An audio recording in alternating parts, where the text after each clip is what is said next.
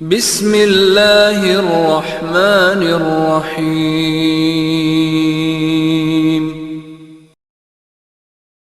اعوذ باللہ من الشیطان الرجیم۔ بسم اللہ الرحمن الرحیم۔ الحمد للہ رب العالمین، وصلی اللہ علی محمد وآلہ الطیبین الطاہرین المعصومین الذین اذہب اللہ عنہم الرجس وطہرہم تطہیرا۔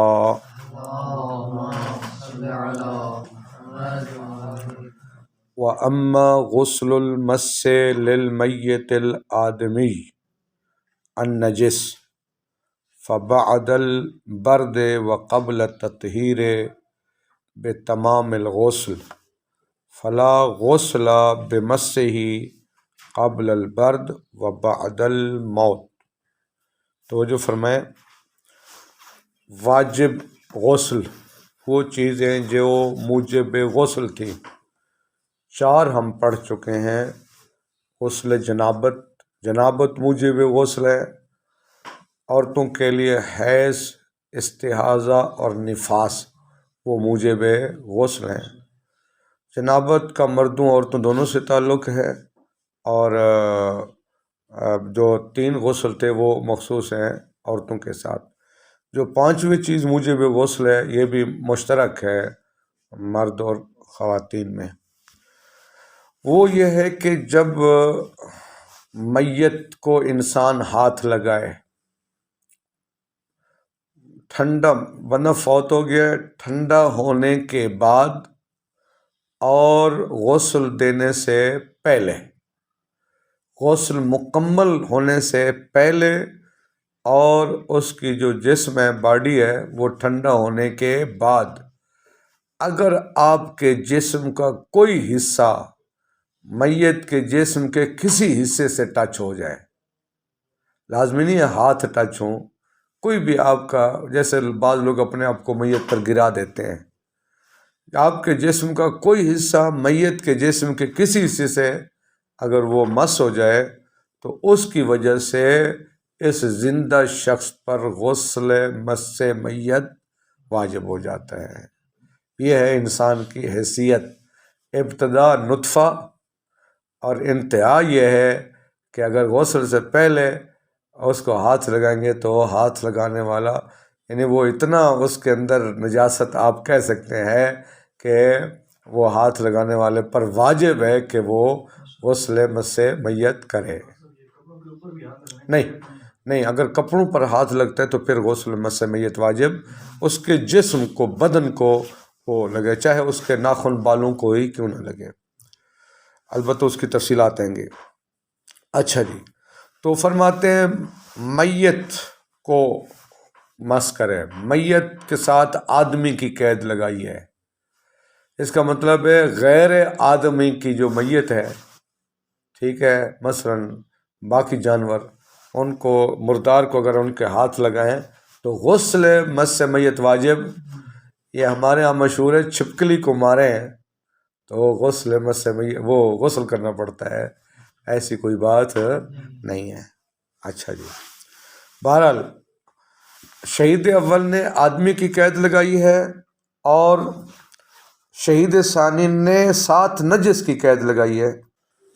شہید اول نے صرف آدمی کی قید لگائی ہے، کہا ہے کہ غسل المس للمیت الآدمی، آدمی سے غیر آدمی خارج ہو جائے گا۔ شہید ثانی نے النجس کی قید بھی لگائی ہے، وہ میت آدمی کی نجس ہو، اس سے معصوم کی میت بھی خارج ہو جائے گی اور شہید کی میت بھی، چونکہ وہ نجس نہیں ہوتی۔ سمجھ آ گئی بات؟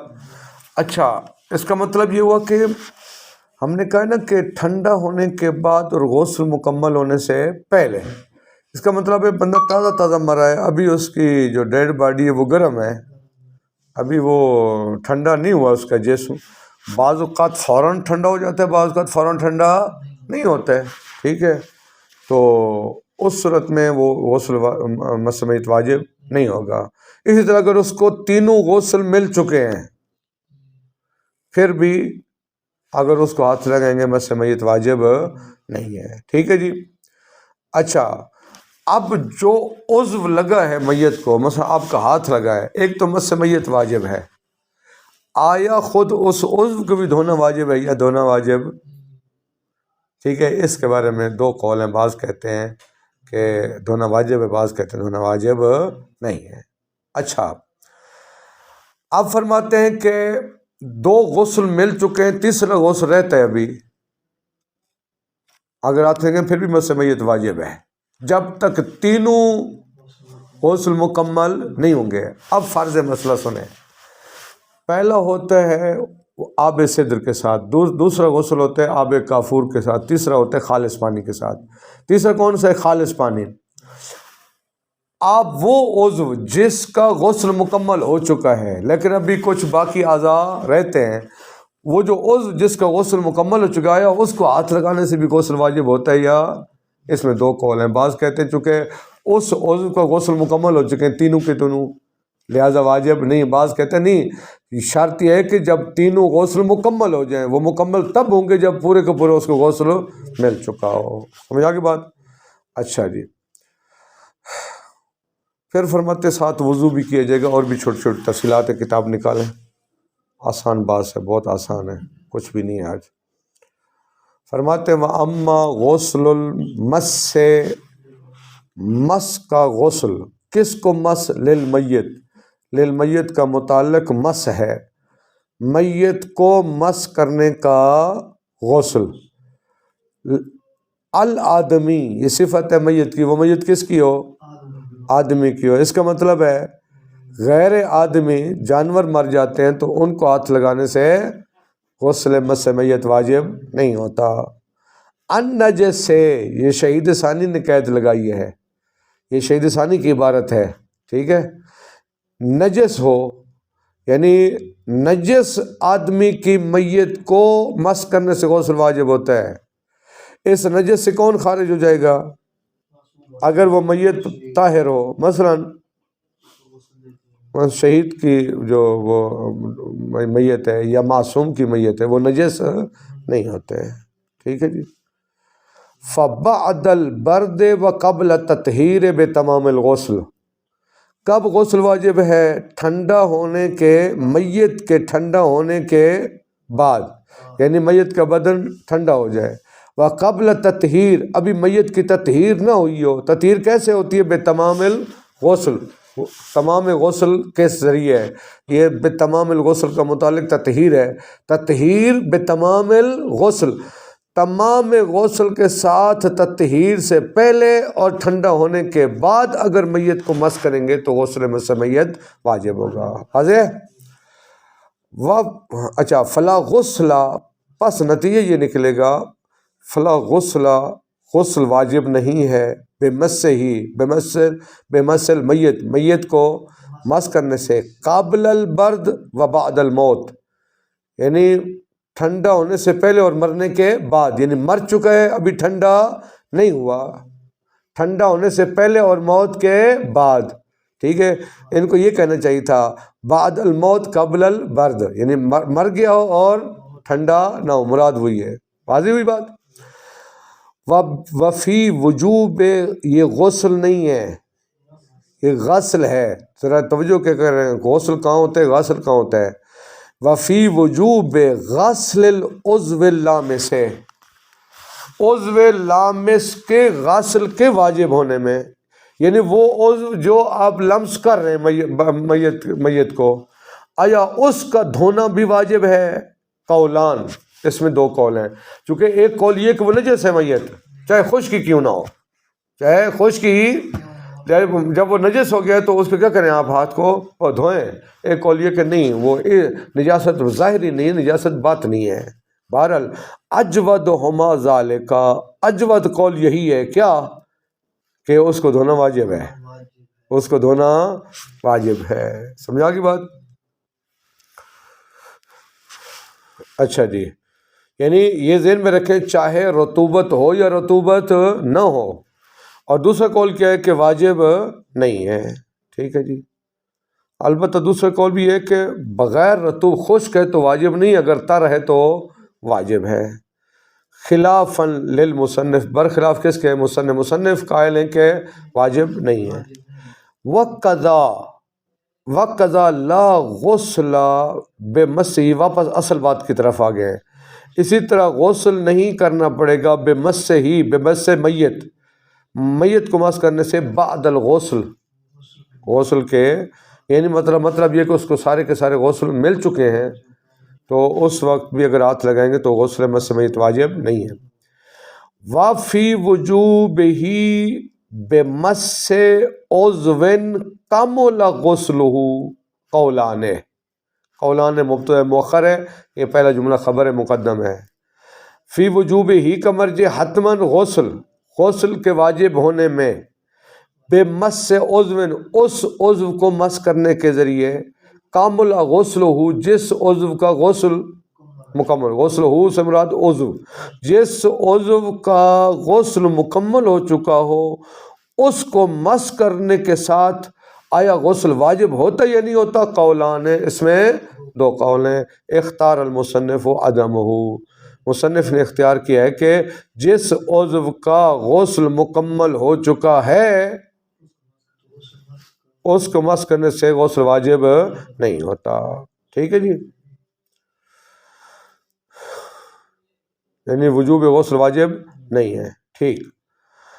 وفی حکم المیت جزءہ المشتمل علی عزم، توجہ فرمائیں، کہتے ہیں میت کے حکم میں ہے اگر کسی میت کے جسم کا وہ حصہ جدا ہو جائے جس میں ہڈی ہے، اس کو اگر آپ اس حصے کو ہاتھ لگاتے ہیں، اس عضو کو ہاتھ لگاتے ہیں جس میں ہڈی ہے، تو صرف اس کو ہاتھ لگانے سے بھی آپ کے اوپر غسل مس میت واجب ہو جائے۔ اسی طرح جو انسان کو عضو کٹ جائے جس میں کیا ہو؟ ہڈی ہو، لیکن زندہ انسان کا عضو کیا گیا ہے؟ کٹ گیا ہے، اور اس میں ہڈی ہے، تو کہتے ہیں کہ اس بھی کو کیا ہو جاتا ہے؟ غسل مس میت واجب ہو جاتے ہیں۔ آگے ایک دو تفصیلات چھوٹی سی ہیں۔ وفی حکم المیت، میت کے حکم میں ہے جزء المیت، میت کا وہ جزم، المشتمل علی عظم، جو مشتمل ہو ہڈی پر۔ سمجھ آگی بات نا؟ میت کا وہ جز جو ہڈی پر مشتمل ہے، صرف آپ اس جز کو ہاتھ لگائیں اس سے بھی مس میت کیا ہو جاتا ہے؟ واجب ہو جاتا ہے۔ ٹھیک ہے۔ والمبان من ہو، والمبان کا کس پر عطف ہو رہا ہے؟ جز پر۔ والمبانو یعنی فی حکم المیت المبان من ہو، جو عضو جدا ہو جاتا ہے من حین، کسی زندہ شخص کا، زندہ شخص کا جو کوئی جز کیا ہو گیا ہے، لیکن وہ جز جو ہڈی پر کیا ہو؟ مشتمل ہو، جو جز ہڈی پر مشتمل ہو، وہ زندہ انسان کا اگر کٹ جائے اور علیحدہ ہو جائے، اس کو مس کرنے سے بھی غسل مس میت کیا ہوتا ہے؟ واجب ہو جاتا ہے۔ سمجھ آگی بات؟ والمبانو من ہو، من ہو کا مرجع کیا ہوگا؟ یعنی وہ جز جو ہڈی پر مشتمل ہو جاتا ہے، یعنی زندہ شخص کا وہ جز جو ہڈی پر مشتمل ہو اور وہ زندہ شخص سے جدا ہو جائے، اس کو مس کرنے سے بھی غسل مس میت واجب ہوگا۔ دو چیزیں۔ تیسری والعظم، اس کا بھی جز پر عطف ہو رہا ہے، میت کے حکم میں ہے والعظم المجرد عند المصنف، مصنف کے نزدیک خالی اگر ہڈی ہو، صرف ہڈی کو ہاتھ لگائیں، میت کی ہڈی ہے، ٹھیک ہے، صرف خالی ہڈی، نہیں ہے کہ وہ اس کے ساتھ گوشت بھی ہو، اس کو ہاتھ لگانے سے بھی، یہ بھی یعنی تین چیزیں میت کے حکم میں ہیں۔ میت کا وہ حصہ عضو جس میں ہڈی ہو، صرف اس کو ہاتھ لگائیں، وہ جدا ہو اس سے، یا زندہ شخص کا ایسا عضو کٹ جائے جس کے اندر کیا ہے؟ ہڈی ہے، اور مصنف کا نزدیک خالی ہڈی جو ہے نا، اس پر بھی کیا ہوتا ہے؟ غسل میت واجب ہو جاتا ہے۔ والعظم المجرد، عظم مجرد سے مراد یعنی وہ ہڈی جو خون کے بغیر میں ہو، وہ اس گوشت کے بغیر ہو، اور میت سے یا اس کے دونوں سے تعلق ہے، وہ ہڈی چاہے میت سے جدا ہوئی ہو یا زندہ شخص کی جدا ہوئی ہو۔ سمجھ آگی بات؟ استناد کرتے ہوئے الی دوران الغسل معہ وجودا وعدما، ٹھیک ہے، دیکھیے ان کے نزدیک معیار ہے ہڈی کا ہونا. اگر ہڈی ہے تو غسل واجب ہے، ہڈی نہیں ہے تو غسل واجب. یعنی ان کی اس کا مستند کیا ہے؟ الا دوران الغسل معہو، غسل گھومتا ہے اس کے، کس کے؟ ہڈی کے. معہو کے مراد یعنی وجوداً وادمان، یعنی اگر ہڈی ہے تو غسل واجب ہے، ہڈی نہیں ہے تو غسل واجب نہیں ہے. یعنی غسل کے واجب ہونے کا دار و مدار کون ہے؟ ہڈی ہے. ہڈی ہوگی، اگر ہڈی نہیں ہے تو غسل واجب نہیں ہے. وَهُوَ ضَعِيفٌ، یہ کہنا کہ معیار ہڈی کا ہونا ہے یہ ضعیف ہے. ہو سکتا ہے معیار ہڈی کا ہونا ہو، خالی گوشت ہو. وَيَجِبُ فِيهِ، اور اس میں واجب ہے، کس میں؟ اے فی غسل، خود وضاحت کریں، فی غسل المس سے الوضو، غسل مس میں واجب ہے کیا؟ قبلہ او بعدہ، پہلے کریں یا جس طرح کے خون حیض، نفاس اور استحاضہ میں بھی بیان کیا تھا. جس طرح جنابت کے علاوہ باقی غسلوں میں کہا ہے تو یہاں پر بھی اسی طرح ہے. آپ غسل سے پہلے یا غسل کے بعد کیا کریں؟ وضو کریں. ٹھیک ہے جی. کا غیر ہی من اغسال الحی، جیسے باقی اس کا غیر، غسل مس میت کا غیر باقی جو زندہ غسل کرتے ہیں. البتہ غیر الجنابات، حتماً اس سے مراد کیا ہوگا؟ وہ 3 غسل مراد ہیں، غسل استحاضہ، حیض اور نفاس. آگے واضح ہوئی بات. فی قولہ فی ہے للمصاحبت، مصنف کے قول فی ہے میں جو فی ہے یہ مصاحبت کے لیے ہے. کہاں ہے فی ہے؟ ہاں، یجب فی ہے، یعنی یہاں فی مصاحب ما کے معنی میں ہے، یعنی غسل کے ساتھ ساتھ. آگے بیان کریں یا ما کے معنی میں ہے یا سببیت میں ہے. کہتے ہیں ما کے معنی میں آپ کہاں سے نہیں، کہتے ہیں قرآن مجید کی ہم آپ کو 2 مثالیں دیتے ہیں جہاں فی ما کے معنی میں ہوتا ہے. لہٰذا یاجب و فی کا ترجمہ کیا ہوگا؟ اے یاجب و مع غسل مس، یعنی غسل مس میت کے ساتھ ساتھ وضو واجب ہے، اس کے ساتھ وضو واجب ہے. وفی، اور حرف فی قول ہی، مصنف کے قول فی ہے میں، فی ہے میں جو فی ہے للمصابت، یہ کس کے لیے ہے؟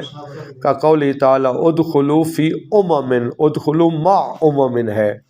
فخرج علی قومہ فی زینتہ مع زینتہ ہے. ان عادا ضمیرہ الی الغسل، اگر فی ہے کی ضمیر پلٹے غسل کی طرف تو پھر فی مع کے معنی میں ہے. فی ہے یعنی غسل میں. ٹھیک ہے، اگر فی ہے میں ہے کا مرجع غسل ہے تو پھر فی کس معنی میں ہے؟ وَإِنْ عَادَ إِلَى الْمَسِّ، اگر یہ فی کا مرجع کیا ہو؟ مس، یعنی یجب فی المس ہے. اگر اس کا مرجع مس ہو تو پھر فسببیت، پھر اس کا یہ کیا ہوگی؟ سببیت ہوگی. فی کون سی ہوگی؟ یعنی مس کے سبب سے وضو واجب ہے. مس کے سبب سے کیا ہے؟ وضو واجب ہے. نہیں نا، پھر سببیت یعنی مس کا کرنا سبب ہے وضو کرنے کا، مس سبب ہوگا اس کا. اچھا جی. القول فی احکام الاموات وہی 5، یہ کتنے ہیں؟ 5 ہیں. الاول الاحتضار، باب افتعال کا مصدر ہے. خود وضاحت کریں، آسان چیزیں، کوئی اس میں ایسی بات نہیں کہ زیادہ رکوں. وہو السوق، احتضار کا مطلب ہے وہ یعنی تیاری کرنا اللہ تعالیٰ کی طرف، یعنی جان نکلنے کا آغاز. احتضار کس کو کہتے ہیں؟ وہ سوق، یعنی جو جان نکلنا جب شروع ہوتی ہے، اس کو کہا جاتا ہے حالت احتضار. شہید ثانی نے جب یہ احتضار کا معنی کیا، اب دعائیہ جملہ کہہ رہے ہیں اعاننا اللہ علیہ، اللہ تعالیٰ ہمیں ہماری مدد فرمائے علیہ، اس حالت احتضار پر. وثبتنا بالقول ثابت لدیہ، اور احتضار کے وقت اللہ تعالیٰ ہمیں قول ثابت پر ثابت قدم رکھے. کہیں ایسا نہ ہو ہماری زبان سے کوئی ایسا لفظ نکل جائے کہ جس سے ہم وہ خدا کا انکار کر دیں یا دین کا انکار کر دیں، مصیبت میں پھنسے ہوئے ہیں، بیماری شدید ہے، حالت اعتذار میں، پھر شیطان بھی گمراہ کرنے کی کوشش کرتا ہے، تو اللہ تعالیٰ ہمیں ثابت قدم رکھے کہ ہم کلمہ ہی پڑھتے رہیں آخر وقت میں۔ سمیہ بہی، حالت احتضار کو احتضار کا نام دیا گیا ہے لحضور الموت، نمبر ایک موت حاضر ہو گئی ہے، موت کا وقت آ گیا ہے۔ اول ملائکۃ الموکلۃ بہی بالموت، یا وہ ملائکہ حاضر ہو گئے ہیں جو موت یعنی اسرائیل آ گیا ہے جنہوں نے جان نکالنی ہے، او اخوانہ و اہلہ عندہ، یا اس شخص کے پاس وہ رشتہ دار بھائی اور گھر والے جمع ہو جاتے ہیں، چونکہ عموماً ایسے ہی ہوتا ہے نا، عموماً ایسے ہی ہوتا ہے جب انسان حالت اعتذار میں ہوتا ہے تو گھر والے سارے کے سارے وہاں حاضر ہوتے ہیں، وہی معتذر، ٹھیک ہے جی، اندہ کا مرجع بھی وہی معتذر ہوگا، ٹھیک ہے جی۔ اگر کوئی پوچھے معتذر تو وہ تو لفظ احتضار ہوا ہے، ہم کہیں گے اعدلو ہوا اقرب للتقوی، ہوا کا مرجع یہ مرجع مانوی ہے، اعدلو سے عدل کی طرف لوٹ رہا ہے، لہذا احتضار سے معتذر اس کو مرجع مانوی کہتے ہیں۔ بعض کا مرجع لفظی ہوتا ہے، بعض کا مرجع مانوی ہوتا ہے، بعض کا حکمی ہوتا ہے، وہ ہے نا والے ابویہ لکل منہم السدس لابویہ، ہے کا مرجع ہے وہ میت، پیچھے میت کا تذکرہ نہیں ہو رہا ہے، یعنی میت کا لفظ نہیں ہے لیکن میت کے احکام بیان کیا رہے ہیں، تو اس کو مرجع حکمی کہتے ہیں، تو یہ مرجع مانوی ہوگا، ٹھیک ہے جی۔ آگے بھی شاید آئے گا وَيَجِبُ کفایتاً، اچھا یہ حالت احتضار کو مردہ کے احکام قرار دیں، یہ مجازن ہے چونکہ احتضار زندہ ہے نا، چونکہ مرنے کے قریب ہے لہذا مرنے کے حکم میں ہے، ٹھیک ہے جی۔ وَيَجِبُ کفایتاً، واجب ہے بطور واجب کفائی، توجیہہ، اس کے چہرے کو کرنا، ہو کا مرجع محتضر، کوئی کہے بھی ہو کا مرجع پیچھے محتضر کا تو لفظ ہے نہیں، کہتے ہیں المدلول علیہ بالمصدر، محتضر پر دلالت ہو رہی ہے مصدر کے ذریعے، احتضار تو آیا ہوا ہے نا، احتضار کا معنی جس کو مرجع مانوی ابھی میں نے اشارہ کیا ہے، ٹھیک ہے جی۔ اچھا توجیہہ، اس محتضر کا چہرہ کرنا الی القبلہ، قبلہ کی طرف، فی المشہور، مشہور کیا مطلب فی المشہور، یعنی واجب ہے کہ مشہور یہ ہے کہ واجب ہے، اس کے مقابلے میں غیر مشہور یہ کہ واجب نہیں مستحب ہے۔ اچھا کس طرح چہرہ قبلہ کی طرف کریں، سنیں، اس کے ٹانگیں اس کے پاؤں کے تلوے قبلہ کی طرف کر دیں، جس سے اہل سنت ہمارے اوپر اعتراض کرتے ہیں، وہ جب اس کے پاؤں کے تلوے قبلہ کی طرف ہوں گے، اٹھ کے بیٹھے گا تو اصل میں اس کا چہرہ قبلہ کی طرف ہے، وہی وضاحت کریں، وَأَن يُجْعَلَ عَلَى ظَهْرِهِ، اس کو پشت کے بل لٹایا جائے، وَيُجْعَلَ بَاطِنَ قَدَمَيْهِ إِلَيْهَا، اور پاؤں کے تلوے کر دی جائیں قبلہ کی طرف، بِحَيْثُ لَوْ جَلَسَ، اس طرح کہ اگر وہ اٹھ کر بیٹھے تو استقبالہ، اس کا رخ کس کی طرف ہو، قبلے کی طرف ہو، سمجھ آئیے نا بات، زیادہ وضاحت نہیں کر رہا، آسان چیزیں ہیں۔ وَلَا فَرْقَ فِي ذَلِكَ بَيْنَ الصَّغِيرِ وَالْكَبِيرِ، بچہ ہو یا بڑا ہو کوئی فرق نہیں، ہمارے معاشرے میں یہ سمجھا جاتا ہے اگر مثلا 1 دن کا بچہ پیدا ہوتا ہے، 5 دن کا بچہ پیدا ہوتا ہے، کہتے ہیں جی اب اس کے اوپر وہ کوئی احکامات نہیں ہیں سوائے نماز جنازہ کے، باقی ساری چیزیں واجب ہیں، حتیٰ جو بچہ مردہ پیدا ہو لیکن کامل الخلقت ہو، سوائے غسل کے باقی ساری چیزیں کیا ہوں گی، واجب ہیں اس کے اوپر، اس کے غسل کہہ رہا ہوں نماز جنازہ کے، اس کے اوپر غسل بھی واجب ہے، کفن دفن سب کچھ واجب ہے، ہاں ساری چیزیں ہوں گی نا، ساری چیزیں، صغیر کبیر میں کوئی فرق نہیں ہے۔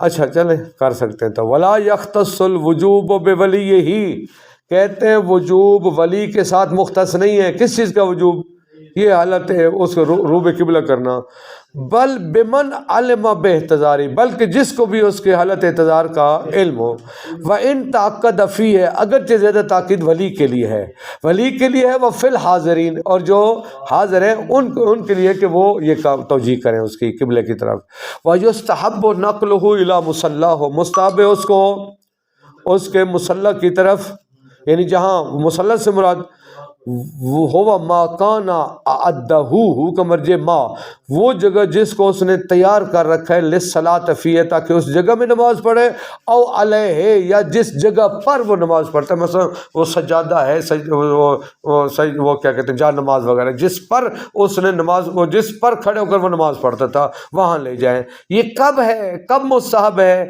ان تعثر علیہ الموت واشتد بہ النز، اگر موت مشکل ہو اور حالت نز شدید ہو، یعنی جان کنی کی حالت بہت سخت ہو، آسانی سے جان نہ نکل رہی، تو یہ کام کریں۔ کما وارد بہ النص، جس طرح کے روایت بھی اسی کے بارے میں آئی ہے کہ جب موت کی سختی میں مبتلا ہو تو اس وقت اس کو جائے وہ مصلی کی طرف منتقل کیا جائے۔ وقیدہ بہ المصنف فی غیر ہی، مصنف نے کتاب لمہ کے غیر میں قیدہ، یہ جو مستحب ہے اس کو مصلی کی طرف منتقل کریں، نقل ہو الی مصلی، اس کو مقید کر دیا بہی، اسی کے ساتھ کہ اگر موت کی سختی ہو تو مصنف نے کتاب لمہ کے غیر میں نقل الی مصلی کو مقید کر دیا بہی، اسی کے ساتھ، کس کے ساتھ؟ کہ اگر وہ جان کنی کی حالت کے اس کی کیا ہو، سخت ہو۔ بہی کا مرجع عصر، یعنی وہ بھی مانوی آپ لے لینا، مرجع مانوی ہوگا، یعنی جو تنگی، اگر تنگی کی حالت ہے پھر مصلی کی طرف منتقل کرنا مستحب ہے، وگرنہ نہیں ہے۔